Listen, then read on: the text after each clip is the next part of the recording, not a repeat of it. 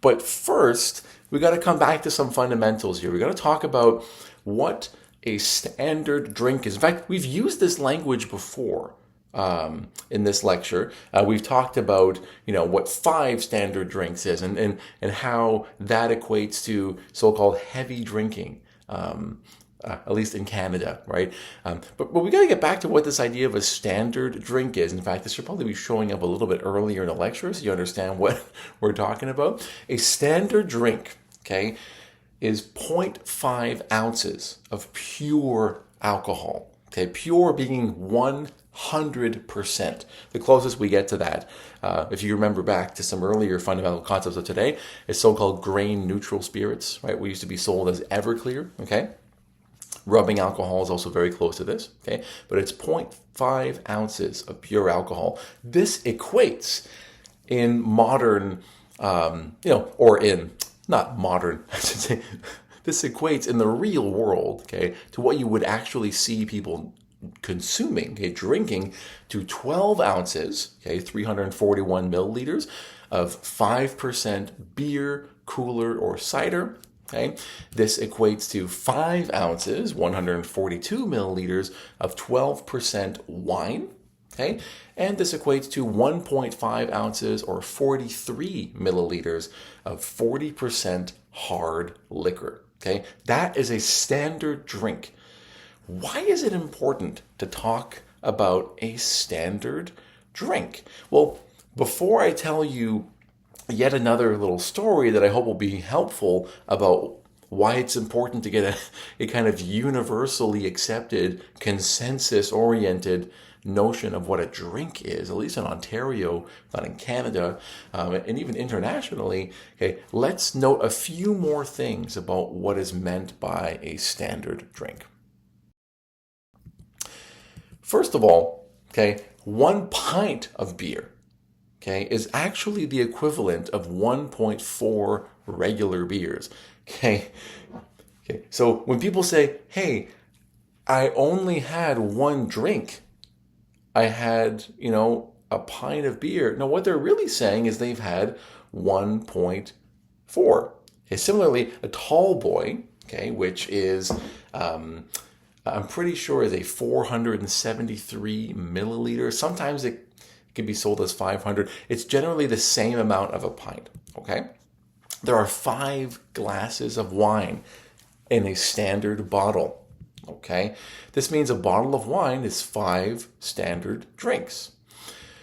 It's important to keep in mind, okay, that the number of standard drinks, okay, in a wine, a beer, spirits, goes up as the alcohol content goes up. So you might have a single bottle of, say, 341 milliliters or 12 ounces of beer. Okay, if that 12 ounces of beer is 13%, right, alcohol content, okay, which by the way is a beer that I have tried before from Quebec. It's called La Maudite. I'm pretty sure. And there's another one called La Fin du Monde, the end of the world. And that's even stronger. That obviously changes the game here, okay? Even a single bottle of a higher percentage alcohol content beer, okay, will make it more standard drink. So remember, okay, a single standard drink for something like beer, okay, assumes that the alcohol content is stable at 5%. That's not true for many beers today. Shots, shooters, doubles are probably the most dangerous, as it's easiest to consume a large amount in a very short time. Okay, at least with something like a beer, there's a lot of liquid, carbonated liquid that must be consumed. Okay, shots can be consumed very quickly, especially if you've developed a kind of what you might call like a taste somatic tolerance to how harsh it is going down. For many people, switching for this reason, liquor to beer can be a mild form of harm reduction because it takes so much longer and there's such there's so much less alcohol content on average being delivered. Okay. Also, alternating drinks with large non-alcoholic drinks is another harm reduction strategy, because it tends to slow down consumption rates, especially if you're adding water, by the way. Not like you're not going to get just as intoxicated, but water is just generally so good for us for so many reasons I don't have to get to right now. But it also just helps to keep you hydrated, okay, which can avoid a lot of the negative impacts, or at least mitigate some of the negative impacts following a heavy episode of drinking. Okay, so you will not be tested, okay, on remembering this whole chart here, okay? This is not important for you to remember. I mean, look, let me put it this way. It would be important for you to remember, generally speaking, okay, the general kind of movement through increasing levels of blood alcohol concentration. Okay, absolutely. It's just, I'm saying for testing purposes, and even out there in the real world, you're very likely not going to be carrying on you at all times. Even if you're like the standard designated driver in your group who's kind of, sober and, making sure that everyone's okay, you're probably not going to be carrying sophisticated equipment to accurately assess in each moment someone's blood alcohol concentration. Like, oh, look at that, you're at 0.20. So we have to look out for, like we have to look out for marked depression in sensory and motor capability / intoxication. That's not what we're looking for. Okay, I want you to look at this, okay, as a way of representing a spectrum of increasing risk that starts with, at the lowest, okay, blood alcohol concentration of 0.05, where, like your alertness, right, your ability to pay attention is impaired. You're starting to release inhibitions, right? So behavioral inhibition is kind of coming offline. You're taking more risks. You're being a little bit more silly. Your judgment is impaired. You're not making the best decisions. You're not assessing things as clearly as you usually do. All the way to 0.40, okay, where you have an LD 50. Remember what this means? Okay, for 50%, okay, of subjects, that is a lethal dose, okay, at that level. Okay, it is potentially fatal. In other words, it is highly likely to be fatal. So I want you to look at that as, right, if you want to look at this chart, I won't go through it in each kind of step of detail. I just want you to have a look at this and to think, this is how alcohol could affect someone in an acute, not just behavioral way, by the way. This slide's a little misleading. Some of these effects are behavioral, some of them are not. Right? Surgical anesthesia is not so much a behavioral effect, it is a physiological effect. But anyway, look at these as increasing levels of concern, really. So just to remember a bit about kind of the metabolic story of alcohol and understanding, right, how someone could potentially dangerously move through some of these stages of increasing blood alcohol concentration and intoxication. Remember that a standard drink, okay, increases your blood alcohol concentration by 0.05.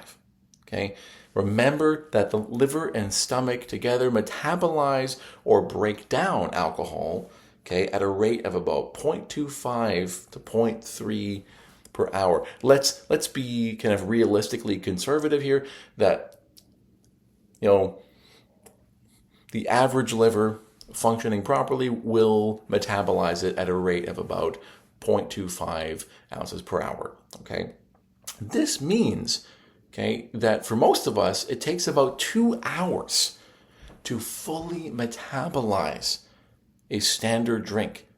Okay, this means that your blood alcohol concentration, okay, is equal to the number of drinks that you consume, okay, times 0.05 minus the hours of drinking, okay, times 0.025.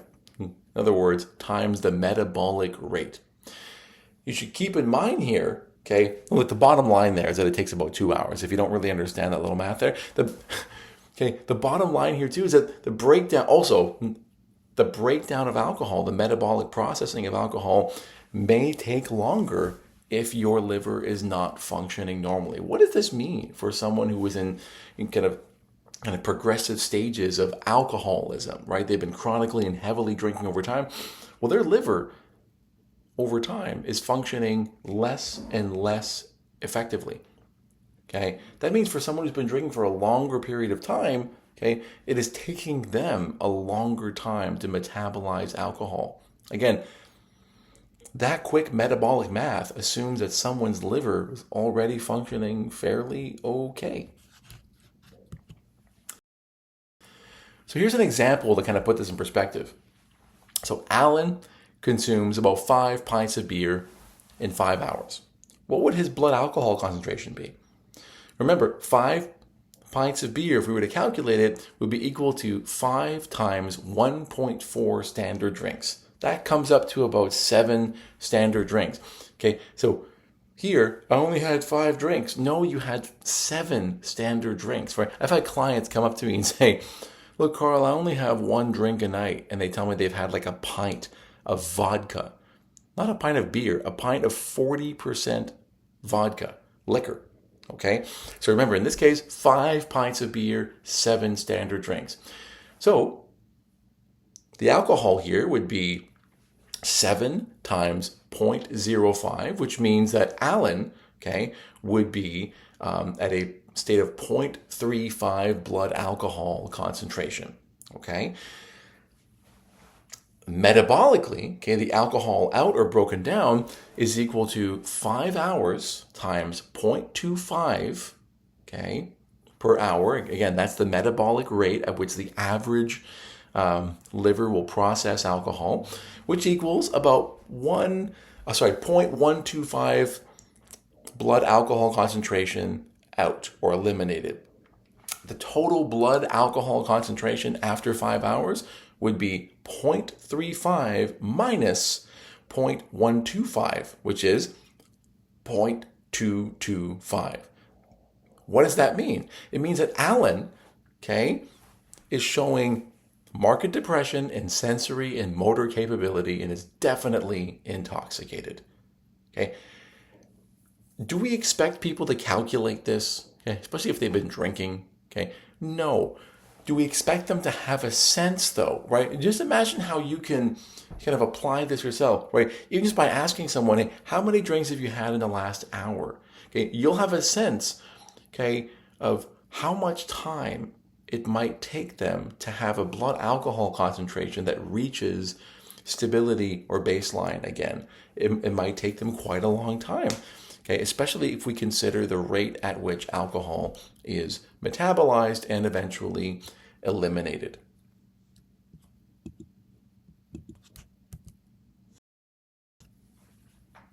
Okay, so I talked before how alcohol really, at least by my lights, is the grand champion of biopsychosocial harm. Let me just list a little bit kind of what alcohol has been associated with, uncontroversially, by the way. Okay, these are just some of the categories of psychosocial harm that alcohol tends to be associated with to this day. First, very high risk, okay, unsafe sexual behavior.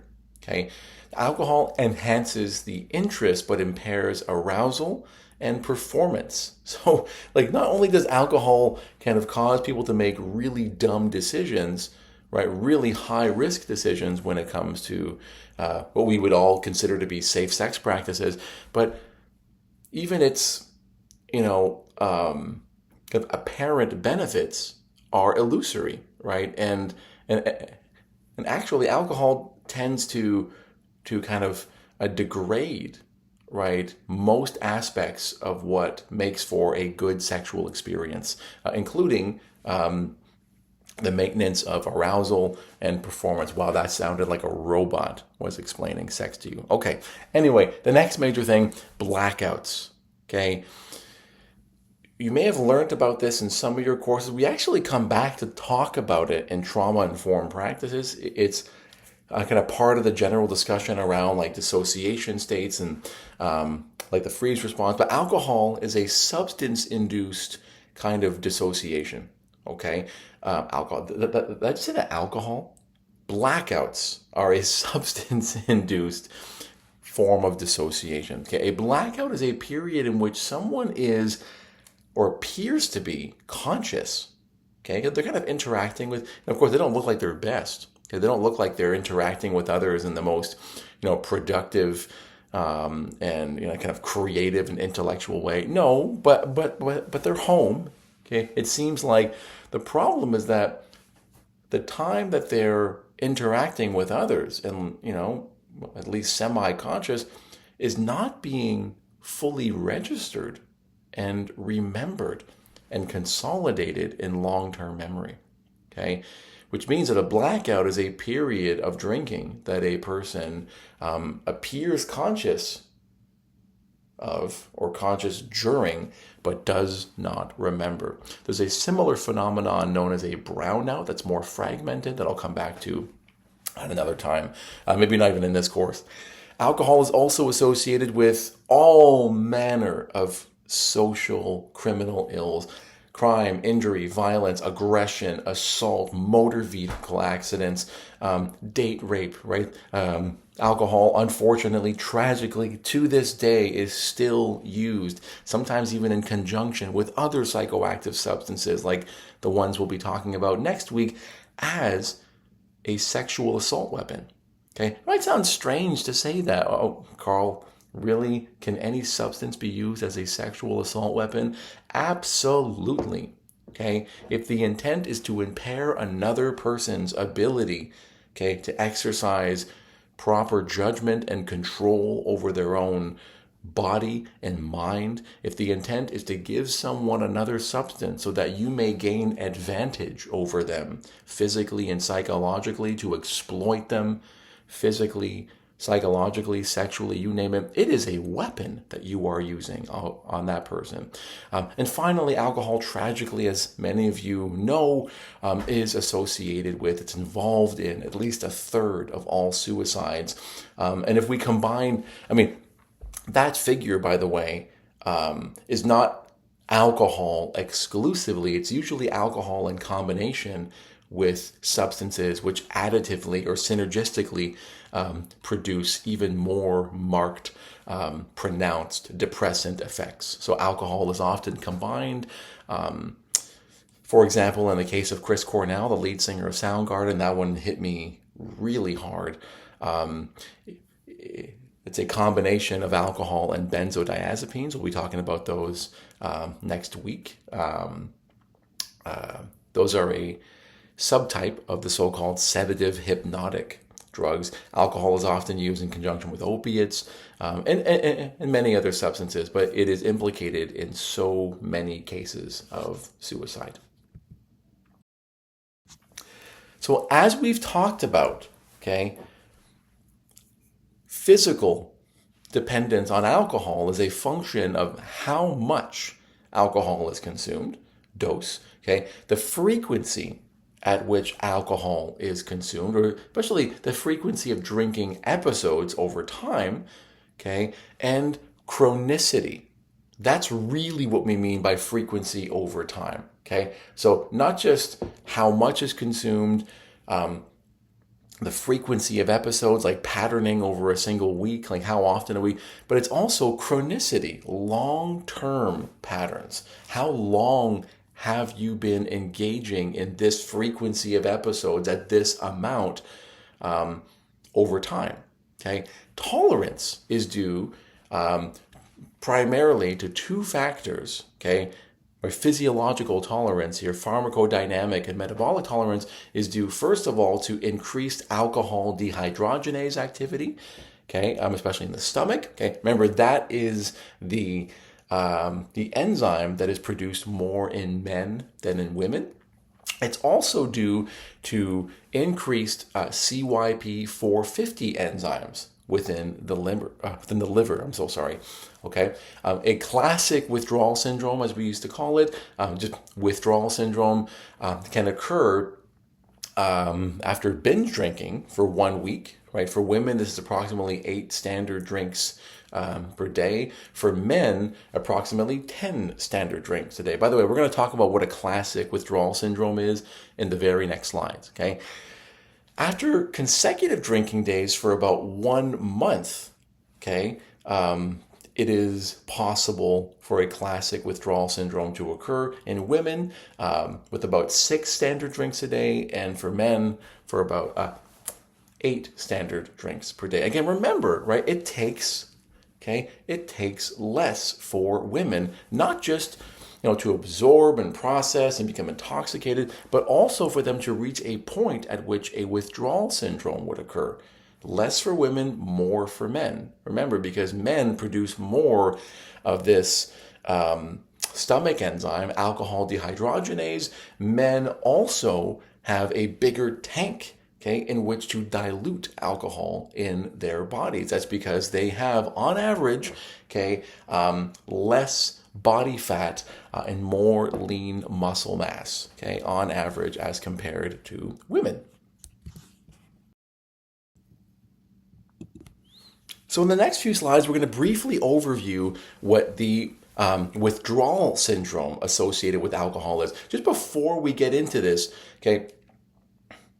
I'll repeat again, alcohol is one of the only substances, some of its close cousins, like the benzodiazepines or the other sedative hypnotics, because they are also considered classic central nervous system depressants, also fall in this category. But alcohol, for reasons that I won't get into right this moment, I might address them in the next lecture, somewhat uniquely poses a kind of risk because of the nature of the depressant that it is. But we know that alcohol is the only substance, apart from its close central nervous system depressant cousins, the sedative hypnotics, for which there is an associated life-threatening withdrawal syndrome. The opiates, whatever it is, heroin, or like the oxys, even, fentanyl if someone isn't killed by overdose using that substance, cocaine/crack, amphetamines, methamphetamine, you name it, all those other scary sounding substances, they don't have a withdrawal syndrome in a normally functioning, optimal human body that would be life-threatening. They suck. It's not fun to withdraw from those substances, but they're not life-threatening. Just wanted to kind of set that stage here for how scary alcohol is just coming off of the substance. That's why we take alcohol very seriously within a withdrawal management center, a so-called detox. And you'll see that there's a specific pharmacological intervention that is given to folks who are coming off of alcohol, depending on what stage they're at, to prevent further withdrawal complications. So stage 1 of alcohol withdrawal occurs within about 6 to 12 hours of drinking cessation. So at this point, your blood alcohol concentration is declining. Alcohol's still in the blood, but it is declining steadily. At this stage, people might experience various physiological symptoms like tremors and muscle weakness. They might experience some agitation, some irritability, some insomnia, a hard time sleeping. Their heart rate might be increased. They might not want to eat very much, and they're sweating very often too. This is part of the process of natural elimination of alcohol too. Remember, 5% of alcohol gets excreted in the urine and in sweat. Various fluids of the body being naturally released. Now, the intervention at this stage, pharmacologically, at stage 1 or 2, is a sedative hypnotic. Well, usually a sedative in this case, such as Valium. Valium is a benzodiazepine that is extremely important. In fact, not just Valium, but really any benzodiazepine. Why would we give that to someone? Well, it'll become clearer next week when we talk about the sedative hypnotics. The basic story for now is that Valium is very much pharmacologically like alcohol. It does very much the same thing as alcohol at the level of GABA and glutamate. Because it shares, remember, fundamental concept. I hope you guys kind of remember this, or if you kind of brought to your attention, it shares so-called cross-tolerance with alcohol. That means, okay, that you could give someone who is in withdrawal from the scarier substance, alcohol, that's kind of uncontrolled here, someone's just been using it chronically and heavily, you can give them in controlled amounts a substance that will help to soften the landing of their withdrawal so that they don't just go, okay, like smacking the ground. It's kind of helping to break someone's fall. You intentionally give someone a depressant in order to help them to come off of a much larger, scarier depressant. That's the rationale of administering, okay, a benzodiazepine like Valium at stage 1 or 2. So I'll mention that again in the next stage. Speaking of which, stage 2 of alcohol withdrawal syndrome occurs within about kind of a half day to 2 days, 12 to 48 hours, once someone has stopped drinking. Blood alcohol concentration is declining. It's almost at zero, okay, if not at zero. And at this point, it's possible for someone to experience not just the symptoms we've already listed. Okay, these are kind of like just kind of adding on to each other. So not just, tremors and agitation, increased heart rate, all that stuff, but also it is possible for someone to begin experiencing auditory, visual, and tactile hallucinations. Okay, having experiences that are similar to psychosis. Again, the intervention stage at this point, is the administration of a benzodiazepine like Valium. Finally, very scary, at stage 3, okay, it's what's sometimes called the DTs, or delirium tremens, okay. Its onset is at about 48 to 72 hours, so 2 to 3 days after drinking. At this point, blood alcohol concentration is at zero. This stage can last for about 4 days, sometimes up to 5 or 6 days. It's very frightening, especially in a medical context. This is marked by severe agitation, confusion, disorientation, hallucinations, delusions, amnesia, in some cases retrograde amnesia, rapid heart rate, hyperthermia, which is the opposite of hypothermia, so extreme body heat. Remember, alcohol lowers core body temperature. What happens when you snap in the other direction? It's going to raise body temperature. Not good. Homeostatic equilibrium requires that we're not ever too cold or too hot in our core body temperature. There's a very high risk of seizures. For all of these reasons, especially seizures, there is a 15 to 25% mortality rate for healthy individuals who reach stage 3 alcohol syndrome. Because not everyone will reach those stages, especially if they've been assisted, right, by a pharmacological intervention like Valium administered at stage 1 or 2, or if they just get lucky, and they don't happen to get to stage 3 for various, unknown physiological reasons, pharmacodynamic reasons, and pharmacokinetic reasons, they might not reach this. But for healthy patients, alcohol being eliminated from your body, like really take time to process this, withdrawing from, coming off of this substance in a healthy person can be fatal for 15 to 25% of people. That is crazy. People, again, there's a reason, there's a theme today, I hope, that we're sometimes really quick to kind of stigmatize and turn into the big bad, all these other substances, sometimes for good reason, because they're associated with, so-called epidemics, the opiate epidemic, or, oh my God, crystal meth. And, have you seen Breaking Bad, how scary that is? Alcohol, is the only substance, okay, that is known to have a 15 to 25% mortality rate in healthy people when you stop using it. That's something that I want to just grab someone on the street and just shake them into knowing. It is so important to understand that fact.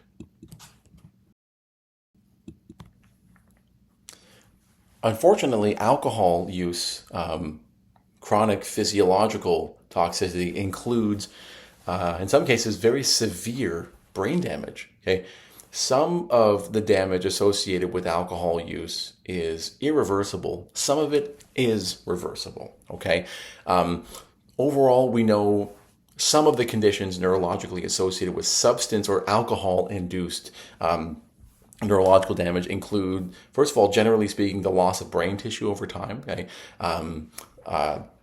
so ventricles and fissures become enlarged, not good from a neurophysiological standpoint. Chronic users are also at risk of so-called alcoholic dementia. Okay, dementia in itself is a tragedy health-wise, but alcohol can certainly speed it along or become its own form. Kind of induced by the use of the substance itself. And then we have what's sometimes called Wernicke-Korsakoff syndrome, which is a combination of two very serious conditions. One is known as Wernicke's disease, which is characterized by confusion, impairment in walking and gait, abnormal eye movements, and then Korsakoff psychosis, which is more of a mental health condition, or a kind of psychopathological condition, which is characterized by the inability to remember recent events or to learn new information. Put those two together and you have what's sometimes called Wernicke-Korsakoff's syndrome. And then there are some damage, there's some damage over time that is due to nutritional deficiency that is somewhat reversible. Okay. Of course, the brain is plastic. Okay, neuroplasticity is important both for damage and for healing, but it is not, kind of infinitely pliable. Okay, even plastic can break. Okay, you can bend over time, but you can also just tear apart. Okay, and some of the damage, especially neurologically caused by alcohol, can do just that. As I mentioned before, alcohol is associated with chronic physiological toxicity at the level of our organs. We'll see in the next slide, it just gets worse and worse. But most notably associated with damage to the organ that is responsible for processing alcohol. Okay, I'm thinking about specifically the liver. The liver is not uniquely, remember, when it comes to processing alcohol, part of that processing takes place at the level of the stomach, okay, and the enzymes within the stomach, especially the alcohol dehydrogenase enzyme, but most of the processing that leads to elimination of alcohol takes place by the CYP450 enzymes in the liver.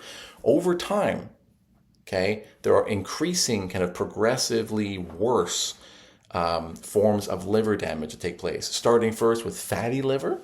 This is where the liver begins to use alcohol as a source of energy, okay, as a source of fuel, instead, as it should be, fatty acids and lipids. This is reversible if consumption of alcohol is reduced or completely ceased. Okay, so fatty liver is like the fire alarm is going off, but you can very easily reverse it if you either dramatically decrease how much you're drinking or stop it. Next is alcoholic hepatitis. This is significant inflammation and impairment of the liver. Finally, cirrhosis. Okay, this is where your liver cells are replaced with collagen and they therefore cease to function. Okay, if your liver ceases to function, that is potentially fatal. Okay, in fact, long term, it is fatal. It's not reversible, but it will slow if drinking ceases. If someone has cirrhosis, really their only treatment option long term is a liver transplant. The sad irony as many of you will come to learn, is that if you ever find yourself on a liver transplant list, it just so happens that people who have a history of substance abuse, are not considered very high priority on that list, because part of the calculus, it sounds cold, but really you think of it like there are only so many kind of life-saving interventions to go around. Part of the calculus is we have to figure out which person who is going to receive this life-saving organ transplant is most likely to benefit long-term from this transplant. And the idea is someone who has a history of alcohol dependence, right, of alcoholism, is less likely than another person, all things being equal. So again, it's a cruel kind of irony, but it's also a medically understandable necessity. I don't know if this joke really lands with a lot of people. Some of the older folks in class may have known Billy Mays. By the way, Billy Mays very tragically died, most likely due to rampant substance abuse. I didn't make that connection when I put him up there. But he used to have these infomercials where, that guy could sell you anything. Like he could probably sell you cirrhosis of the liver. Hey, maybe you really want cirrhosis. You may, who knows? That he was just so magically and weirdly persuasive. It was creepy, okay? But he would have this thing he would do at the end of each infomercial where he would just go, but wait, there's more. And he would always add something else at the end. But anyway, there's more in terms of how bad alcohol is here, okay? Alcohol causes so many, physiological issues. It's just, I'm not going to go through all of them in detail, but just, it's a general irritant to just about every kind of pathway and organ system in the body. It's just not good for us, okay? It causes irritation in the esophagus and the abdominal region that causes gastritis, pancreatitis. It's a risk for diabetes and hypoglycemia, ulcers, anemia. It produces reproductive abnormalities. It disrupts sleep, especially the most restorative parts of sleep. It is associated with fetal alcohol syndrome. It's associated with cancers, heart disease, immune system disorder, and death by cirrhosis, respiratory depression. Yes, you could die by drinking too much alcohol. In fact, it's not that hard to die from drinking too much alcohol. It is a very scary substance overall. Again, people assume that other substances really are the culprits here, but especially because of its widespread accessibility and its association with all these harms, alcohol to me always takes first place in terms of liability of harm. A discussion of alcohol really wouldn't be complete if we didn't at least mention the phenomenon of a hangover, right? And a hangover, you could think of this really as, we talked about a classic kind of chronic withdrawal syndrome with its, with its three stages of increasing kind of terror when you think of it, okay? But there's also withdrawal syndrome that takes place immediately after an episode of drinking, okay? This is what's known as acute alcohol withdrawal syndrome, more commonly known as a hangover. We don't understand everything there is to know about a hangover, but we do know, that many of the symptoms of a hangover are somewhat easily explicable by what alcohol does. So why does alcohol cause your tummy to hurt? Well, it's a gastric irritant. Why does it cause you to be exhausted the day after? Well, because you're not getting good sleep, but also you are very likely more active in ways that you kind of characteristically wouldn't normally be when you're drunk, right? If you're partying or dancing or just kind of running around getting stuff done. If your head hurts, well, that's usually blood level, sugars, reaction to fatigue is also caused by dehydration. Thirst, if you're really thirsty, well, remember, the inhibition of the antidiuretic hormone, you're peeing a lot more, but also alcohol causes fluid inside our cells to move outside the cells, okay? Negative mood, also, there's all these other effects. Sorry, that slide kind of ended really quickly. I thought I was moving on to something else, but there was nothing else coming. I mentioned before that one of the serious issues associated with alcohol use, especially chronically over time, is that it is something that impacts pregnancy, specifically a condition known as fetal alcohol spectrum disorder. Used to just be known as fetal alcohol syndrome. I think much like autism spectrum disorder, which used to just be known as autism, the idea of calling it a spectrum disorder, especially in this case, is meant to account for the fact that there are many possible kind of conditions and subtype conditions along a very broader range of what would be known as fetal alcohol-related problems. So the first thing is that alcohol is teratogenic. Okay, that sounds like you're naming a transformer, like Teratogenosaur or something. I don't know, like some kind of, it's a terrible joke. Oh my goodness. Okay. It's teratogenic. What that means is that it is capable of causing birth defects. Okay, we know this. Of course, this is partly due to its high lipid solubility. Again, remember, high lipid solubility means crosses not just the blood-brain barrier. What else does it cross? We didn't mention this before. It also crosses another barrier. Okay, and it's a barrier really that is meant to protect and also to allow nutrients to come to what? The developing fetus in the womb. In other words, it crosses the placenta far more easily due to its high lipid solubility.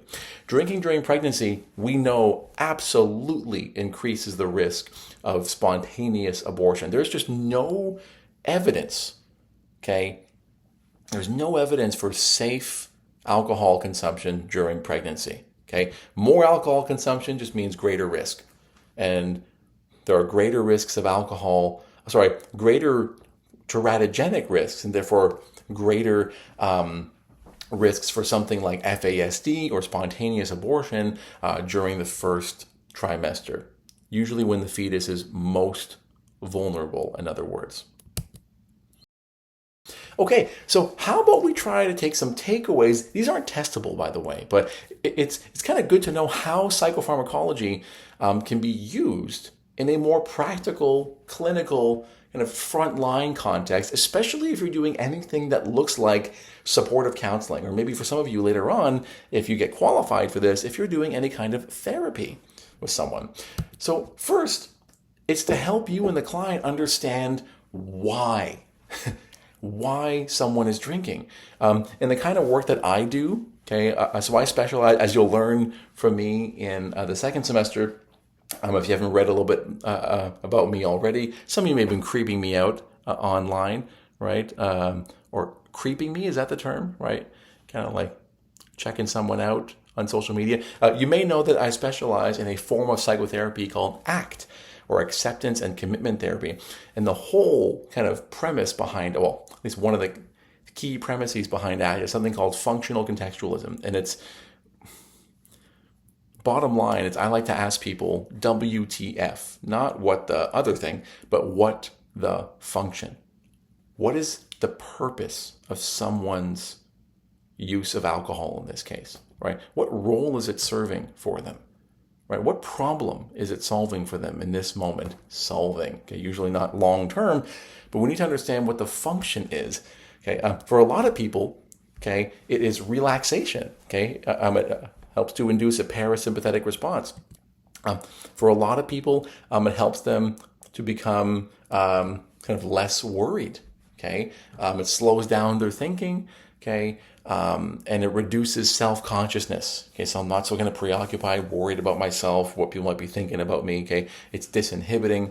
Okay, the information here can also help us to strategize. Okay, to form a plan about how new skills and behaviors, or even medical interventions, can help to address these functions. Hey, someone's using alcohol for this reason. How about we help them find other ways of addressing this thing that they were using alcohol for? Okay, look, right now, that's the tool that they're using. Alcohol is the only tool in their toolkit, right? It's become this kind of like myopically focused thing that solves everything.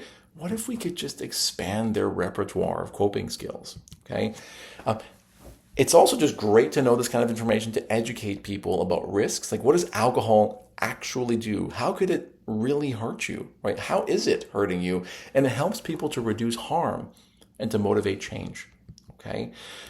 It also helps to teach people about the importance of medically managed withdrawal, okay? So don't just, try to go cold turkey by yourself if you've been drinking chronically and heavily for decades, okay? And to understand especially why this is important, I guess like vis-a-vis like the symptoms of withdrawal, right? Especially once you get to stages 2 and 3, right? Stage 3, especially with DTs, right, and seizures, it is potentially life-threatening. So it's important to understand potential medical interventions.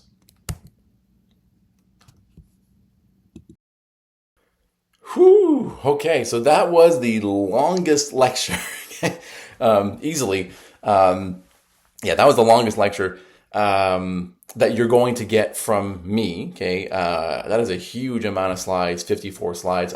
But that's partly because I needed to cover a bit of ground, kind of carryover from fundamental concepts, right? That pharmacokinetics stuff when we went through ADME, right? Absorption, distribution, metabolism, and excretion/elimination. So we went through that.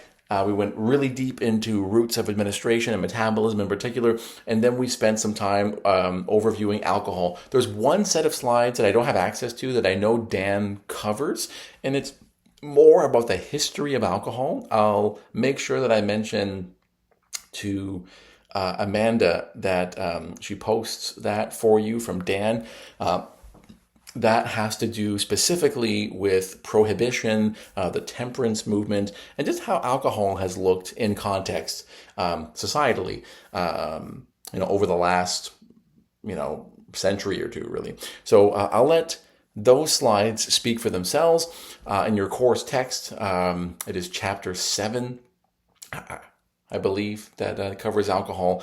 There's a mini quiz on central nervous system depressants I can see here, and the LCBO assignment that you'll be posting a discussion post on. And then it looks like you have an article summary. I'm going to ask Amanda about this too, make sure it's very clearly articulated for you. But okay, so just real quick, thank you so much for sticking around. The rest of these online lectures will not be as long. I apologize for this. This is almost as long as an actual class would be. I'm at 142 minutes or so. My goodness. It's a lot of work, and I apologize, first of all, for my frenetic pace. There's a lot happening these days. If you haven't noticed, and I'm trying to kind of catch up with it. And I promise I'm not normally as skittish. Just all over the place. I'm doing the best that I can with this situation. And I really want this to be the best possible experience for you. I want you to be well prepared as much as I can make you. But again, like I said, it's been a while since I've taught psychopharmacology. It's still there, but I haven't been as close to this material lately as I have with other things. So I hope this was helpful. And like I said, I'm going to be recommending a kind of general all-purpose town hall-ish sort of meeting where we can discuss some of the more fundamental concepts in case some of you guys need a refresher. Thank you so much for your time. I really appreciate it, and you have a great day.